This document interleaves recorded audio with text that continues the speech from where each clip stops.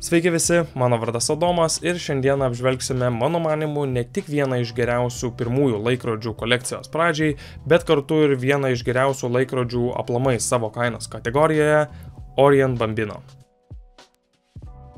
Taigi šiandieną apžiūrėsime dar vieną dress stiliaus laikrodį tiem, kas ieško kiek puošnesnio laikrodžio prie kostiumo ar netgi kasdienai prie labiau formalaus garderobo, manau šis tikrai vertas dėmesio. Nors išleistas šis modelis jau prieš 12 metų, jis rinkoje išlieka vienu geriausių pasirinkimų už savo kainą.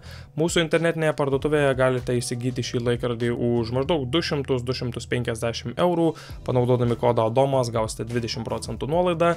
Aišku, kaina priklauso nuo modelio, kurį pasirinksite, tačiau manau jos tikrai nesikandžioja. Taip pat turiu ne vieną, o netgi 3 variacijas šiandienai su skirtingomis korpuso spalvomis, ciferblato išsidėstymais ir apyrankėmis, taigi bus lengviau susidaryti bendrą vaizdą.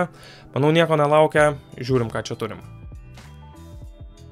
Visų pirma, dėžutė kiek kitokia nei tikėjaus. Ant visų praeitų modelių, kuriuos turėjau ir turiu, dėžutė būdavo visada štai tokia, tačiau mano manimu pailga dėžutė atrodo dar elegantiškiau tokiam laikrodžių tipui, tikrai atrodo tvarkingai, paprastai ir pats laikrodžio pateikimas iš tikrųjų geras. Taigi toliau kalbant apie laikrodžio dydį, šiuo atveju kaip ir su praeitu apžiūrėtu Tissot PRX modeliu, mano manimu dydis šiek tiek per didelis, kadangi laikrodžio diametras yra 41 mm ir nors mano manimu puošnaus stiliaus laikrodžiai turėtų būti iki 40 mm, dėl savo dizaino galima šį laikrodį užskaityti kaip tinkamą. Skirtingai nei PRX, šio modelio formos yra plonesnės, netokios grubios ir dar prie viso to laikrodis ateina su odinio apyranke, todėl atrodo kiek elegantiškesnis.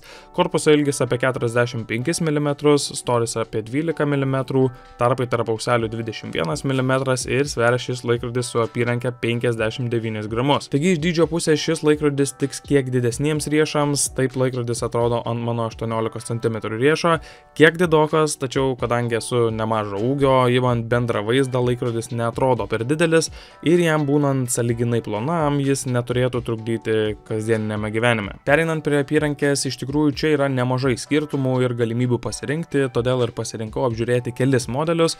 Visų pirma, Orient Bambino su rožinio aukso korpuso spalva, odinė apyrankė yra žvilgančios natūralios odos, sąlyginai minkšta, tačiau prireiks šiek tiek laiko, kad jie, taip sakant, persilaužtų ir apgaubtų riešą. Mano manimu puikiai tiktų prie lakuotų batų einant į kokį nors vakarėlį ir taipogi yra suderinta sagties spalva su korpuso spalva, taigi turime gražų derinį. Toliau labai panaši tik rudos spalvos apyrankė yra ant vintažinio stiliaus Bambino, tačiau ši apsiuvinėta rudu siūlų, mano manimu atrodo šiek tiek gyviau, bet labiau krenta į akį. Vėlgi, čia jau bus asmeninis pasirinkimas. Galiausiai mano asmeninis pasirinkimas būtų štai ši apyrankė, kadangi iš šitų 3 laikrodžių ji yra minkščiausia ir taipogi siaurėja link pabaigos, prasidedant 21 mm ir baigiantis 18 mm, nors ir atrodytų smulkmena, ant kitų laikrodžių ji baigės ties 20 mm ir atrodo daug grubiau.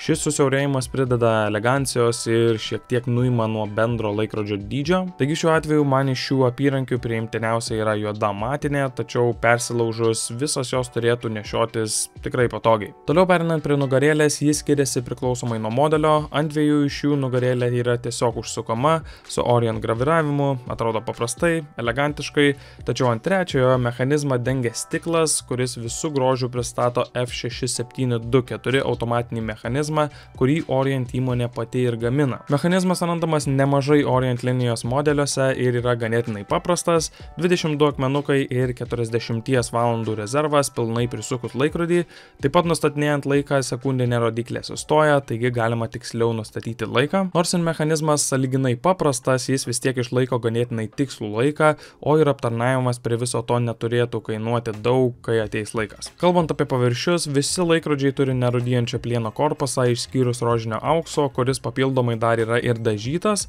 Išbaigimas vienodas ant visų, bezelis ir auselių viršus yra nupoliruotas, o šonas švelniai nušveistas. Toks išbaigimas duoda gana gražų kontrastą. Ką verta pastebėti, jog auksinė spalva ilgainiui gali nusidėvėti, kadangi ant viršaus yra tiesiog dažai, tačiau tai užtruks tikrai ilgą laiką, aišku viskas priklauso nuo to, kaip bus nešiojamas šis laikrodis, tačiau turėkite tai omenyje. Dar vienas įdomus dalykas, kurį pastebėjau, yra tai, jog karūnėlė ant rožinio aukso spalvos modelio yra skirtinga nei ant kitų dviejų, šiek tiek mažesnė ir subtilesnė bei labiau tinka tokiam stiliui mano manimu. Ciferblatą dengia gaubtas mineralinis stikliukas, taigi kažkokių stebuklų čia nėra. Per ilgą laiką stikliukas gali susibraižyti, tačiau vėlgi tai priklausys nuo to, kaip atsargiai nešiosite šį laikrodį. Ir galiausiai perinant prie pačio ciferblato, ši vieta yra įspūdingiausia visame laikrodyje ir galima pamatyti daugybę skirtumų. Pasirinkau 3 laikrodžius iš karto, kad galima būtų juos palyginti ir tai bus kartu ir jums lengviau išsirinkti tarp jų. Tačiau čia ne visas pasirinkimas, mūsų parduotuvėje yra ir daugiau spalvų variacijų. Pradedant nuo indeksų, laikrodis su vintažiniu ciferblatu yra labiausiai apkrautas, kadangi, kaip matome, minučių skirimo žiedas daug platesnis, o tuo tarpu patys indeksai mažesni, tačiau yra pakelti nuo ciferblato, o ne tiesiog atspausdinti. Taigi ant šios versijos ciferblate vyksta daug daugiau dalykų nei ant šio su sidabriniu ciferblatu, kur indeksai yra paprastesni ir žiedas aplink nėra toks platus. Subtilus dizainas pasirinktas ir ant aukso spalvo dengtos versijos, ant šio nėra nei vieno romėniško skaitmens ir indeksai vėlgi yra iškelti.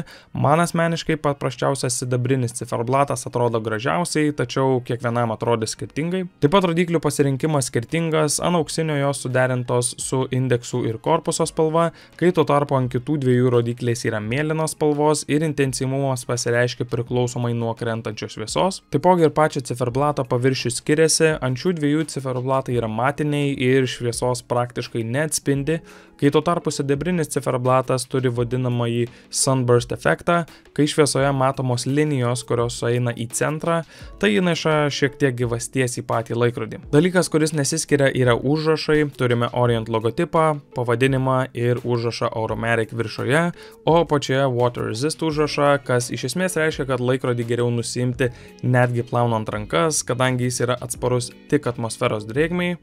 Ir taip pat praktiškumui ties 3 valanda yra datos langelis, atrodo tvarkingai. Bendrai imant visą laikrodžio dizainą, mano manimu jis išdirbtas be galo gerai, paprastas, elegantiškas stilius, tinkantis nešioti tiek prie kostiumų į vakarėlį, tiek kasdienai. Ciferblatas atrodo gražiai, suderintas su korpuso spalva ir nėra per daug apkrautas, valandą skaityti taipogi lengva. Vienintelis dalykas, kuris gali trukdyti, yra dydis, tačiau šioje vietoje vėlgi reikia pajausti laikrodį ant rankos, norint nuspręsti, ar jis tinkamas jums. Taigi, mano manimu, laikrodžių kainuojant tarp 2 ir 300 eurų, priklausomai aišku, kada pirksite ir kokios nuolaidos bus taikomos, jis tikrai vertas savo kainos ir netgi galėtų būti vienas iš kandidatų pirmajam laikrodžiui. Mechanizmas paprastas, dizainas elegantiškas ir patikrintas, taigi tikrai manau vertas dėmesio, o ir įmonė gerai žinoma laikrodžių pasaulyje, turinti gerą reputaciją, taigi visą tai sudėjus gaunasi tikrai geras derinys ir laikrodį 100% rekomenduoju. Iš manęs būtų tiek, kaip visada, ačiū, kad skyrėte man savo laiką ir žiūrėjote. Iki.